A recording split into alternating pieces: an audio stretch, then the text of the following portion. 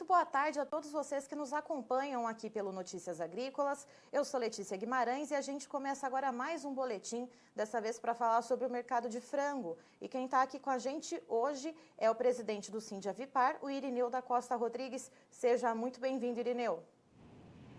Muito obrigado, oportunidade de estar falando em nome da avicultura do Paraná, que representa hoje a 36% da produção nacional e 40% das exportações do frango brasileiro. Irineu, a gente já está se encaminhando para o final do mês de setembro. Como que foi aí a trajetória do mercado do frango ao longo desse mês e como que está agora atualmente nessa última semana? A avicultura não tem tido grandes oscilações. Ela está alojando um pouquinho acima do que alojava no ano de 2019.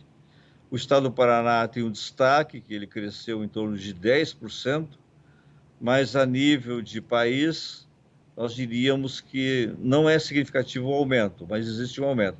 E deve continuar assim, não só nesse resto de mês de setembro, como o resto desse ano, onde o alojamento vai continuar do jeito que está acontecendo durante os últimos 2 anos, com um pequeno acréscimo. Então, é isso que nós acreditamos que vai continuar. Então, se há esse pequeno acréscimo, né, no alojamento, a gente vai ter uma oferta um pouco maior de carne de frango. E como que está a demanda, tanto interna quanto externa, para absorver essa produção, Irineu? Bom, para o mercado externo, o Brasil aumentou apenas 1,8% das exportações em relação ao mesmo período do ano passado, ou seja, de janeiro ao mês de agosto. Então, apenas cresceu 1,8%. E, portanto, há uma oferta um pouco maior de carne de frango no mercado interno. Felizmente, na pandemia, que tantos apregoavam que deveria reduzir o ritmo de abate de frango, isso não aconteceu. A duras penas, o setor ele se esforçou muito para que fosse entendido, não tinha como reduzir os abates diários, e graças a isso nós conseguimos exportar 1,8% acima do ano anterior e abastecer o mercado interno.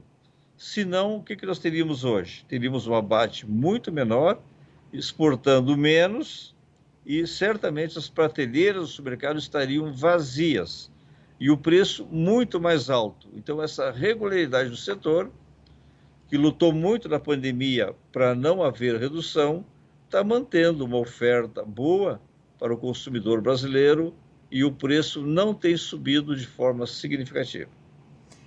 Houve uma alta nos preços, mas aí foi por conta, então, das outras proteínas, a carne bovina e a carne suína, que acabaram puxando um pouco a carne de frango? É verdade, a carne suína e bovina cresceu muito o preço. Com isso, nós vimos migrar um pouco do consumo para a carne de frango, que nós já estamos hoje com consumo per capita da ordem de 44 quilos, e eram 42 quilos, mas o que fez um pouquinho mais de preço acontecer na carne de frango não foi a competição com a carne suína ou bovina, mas a pressão pelos custos. Nós estamos hoje com um custo do frango muito alto, devido ao soja e o milho que subiram muito. Então, necessariamente, o setor está precisando um pouco mais de preço para sair do prejuízo ou reduzir o prejuízo, porque, de certa forma, o setor ou está em prejuízo ou está no fio da navalha, correndo o risco de entrar em prejuízo. A questão do setor, né, que o senhor comenta, então, que está no fio da navalha, aí, correndo o risco de possivelmente já estar trabalhando, inclusive com prejuízo, o senhor fala do setor da indústria. Sim, o setor da indústria, porque praticamente toda a avicultura brasileira é feita no mecanismo da integração, onde o integrado, o produtor, ele é protegido, ele é blindado. Então, na época da crise, ele não recebe menos pelo seu trabalho. E na época melhor, como aconteceu no primeiro semestre, melhora a remuneração do produtor de frango, ou seja, do agricultor, do integrado. Então, quem acaba assumindo o prejuízo é a empresa integradora, E isso está acontecendo nesse momento. Certo. E qual que é a perspectiva, né? O que a gente tem aí, pode esperar para o mês de outubro, né? A gente já está aí no dia 29 de setembro. Para o mês de outubro, como que a gente deve aguardar a movimentação para o mercado do frango? Deve haver alguma alta pontual ou não? Nós estamos vivendo um momento em que o preço do milho e do farelo de soja continua subindo. Então, necessariamente, a indústria do frango vai buscar uma remuneração melhor pelo seu produto. Não para ter um lucro maior, mas para reduzir o seu prejuízo ou vai continuar seguramente no fio da navalha.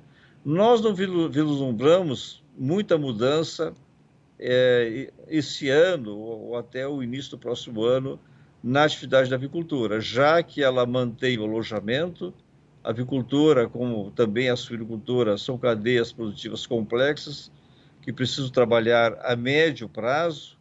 Portanto, o frango está sendo alojado hoje, ele foi planejado há 2 anos atrás, onde todas as matrizes, enfim, a genética foi adquirida, se deu início, portanto, à produção, para chegarmos hoje e termos ovos férteis para serem incubados, para gerar o pintinho de um dia, que depois de 46 dias é abatido. Então, é uma cadeia produtiva complexa, de médio e longo prazo, e que não dá para a gente alterar de uma hora para outra. Se o momento é ruim para o setor, quem absorve o prejuízo é o empresário, é o dono de frigorífico, já que o produtor sempre é protegido.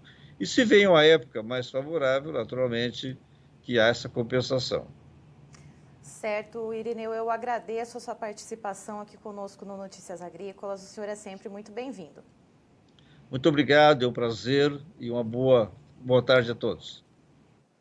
Estivemos aqui, portanto, com o presidente do Sindavipar, o Irineu da Costa Rodrigues, comentando um pouco sobre o atual cenário do mercado da avicultura.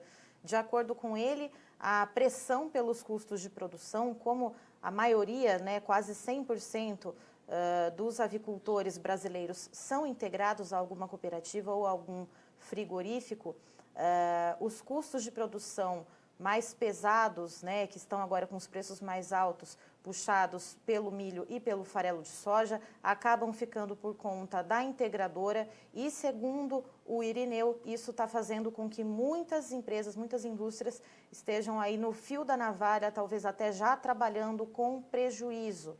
De acordo com ele, a perspectiva para o próximo mês, a gente já está no dia 29 de setembro, então as perspectivas para outubro devem ser mais ou menos as mesmas das de setembro, com o mercado produzindo na mesma quantidade, né, o mesmo alojamento. A demanda deve seguir firme, já que os preços da carne bovina e carne suína estão muito à frente, então a população deve continuar buscando a carne de frango para consumir.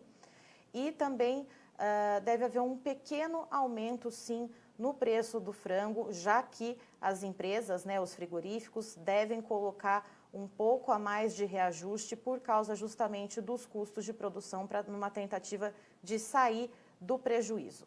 Eu encerro por aqui, mas daqui a pouquinho tem mais informações para você aqui no Notícias Agrícolas.